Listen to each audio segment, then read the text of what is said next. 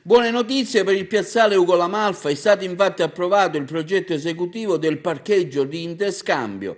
Si tratta del primo intervento attuativo del PUMS, il piano urbano della mobilità sostenibile di Agrigento, beneficiario di un finanziamento dell'assessorato regionale delle infrastrutture per euro 4.777. Abbiamo intercettato un avviso finalizzato alla realizzazione di parcheggi per il decongestionamento dei centri urbani e l'interscambio con i sistemi di trasporto pubblico, la riduzione dell'inquinamento acustico e atmosferico e il risparmio energetico. Questo quanto afferma il sindaco di Agrigento Lillo Firetto. Uno dei requisiti fondamentali era essere dotati di un PUMS, lo studio di pianificazione strategica della città sotto il profilo della mobilità, dei trasporti, che individua gli obiettivi per i prossimi 20 anni e gli investimenti necessari per raggiungerli.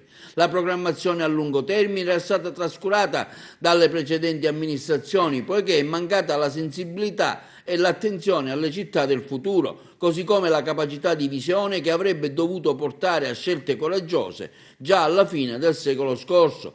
Le azioni a lungo termine, continua Firetto, non giovano alla propaganda proprio perché non sono visibili nell'immediato, ma sono quelle che determinano i reali cambiamenti. Nell'attuazione del PUM il parcheggio di piazza Ugo La Malfa è un primo passo, abbiamo partecipato al bando e il nostro progetto è stato approvato.